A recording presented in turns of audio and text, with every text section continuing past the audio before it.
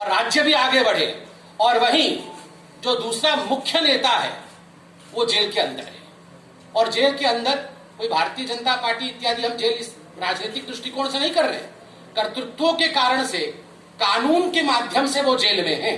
तो विकास versus jail का ये चुनाव, अगर सही मायने में देखा जाए दूसरे पक्ष में कांग्रेस और आरजेडी को, तो आज वहां क्या हो रहा है आप खुद बताइए।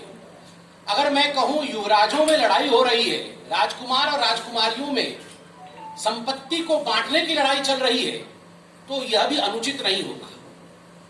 मैं तो दूर दिल्ली में सुन रहा हूं कि यहां भाई भाई की लड़ाई चल रही है, और दिल्ली में तो मैं देख रहा हूं कि कहीं ना कहीं भाई बहन के बीच में अनबन है।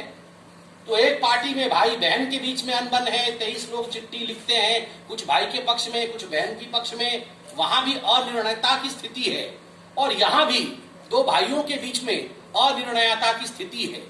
तो यह आज बिहार की जो 12 करोड़ जनता है वो निर्णय लेगी कि एक तरफ सकारात्मकता खड़ी है, एक तरफ निर्णय लेने की क्षमता खड़ी है, और दूसरी तरफ कहीं ना कहीं परिवार में ही बंटवारे की परिस्थिति चल रही है। किसको चुनना है ये बिहार की 12 करोड़ जनता बिल्कुल निर्णय लेगी। बंधुगण, चाहे कमल हो चाहे तीर और कमान, आप देखिएगा किस प्रकार से रिकॉर्ड तोड़ मतों के साथ इस बार चुनाव के नतीजे आने वाले हैं। जहां तक लालटेन का सवाल है, मैं तो बिल्कुल सत्य कह रहा हूं। लालटेन में ना तो अब तेज है और ना ही प्रताप है। ये तेज और प्रताप केवल नाम में है, लालटेन में नहीं है।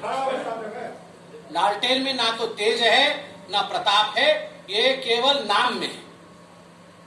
बंधुगण, व्यक्तिगत रूप से पूछा जाए तो बहुत दुख हुआ 4-5 दिन पहले जब रघुवंश बाबू हमारे बीच नहीं रहे। कुछ मनुष्यों को, कुछ नेताओं को, कुछ पुरुषों को, कुछ व्यक्तियों को पार्टी के संदर्भ से सदैव ऊपर देखा जाता है। रघुवंश बाबू को ऐसे ही पूरे हिंदुस्तान ने पार्टी के संदर्भ से ऊपर देखा था, मगर उनका जो अंतिम क्षण था वो बहुत ही वेदना से भरा हुआ। उनकी जो चिट्ठी थी बहुत वेदना से भरी हुई चिट्ठी थी, और उनके चिट्ठी के पश्चात जिस प्रकार का कमेंट तेज प्रताप जी ने किया था कि समुद्र में से अगर एक लोटा पानी निकाल दिया जाए तो उससे कुछ नहीं फर्क पड़ता है। और आज मैं आपके इस प्रेस कॉन्फ्रेंस में कहता हूं, दुख के साथ कहता हूं, जहां भी रघुवंश बाबू होंगे वो सुन रहे हो क्या, और बिहार की संस्कृति है। जो व्यक्ति हमारे बीच में नहीं है, चाहे वो हमारे मत का हो चाहे वो हमारे मत का नहीं हो, उनकी आत्मा का सम्मान करना, उनके लिए प्रार्थना करना, ये हम सबका, ये इस धरती की खुशबू है साहब।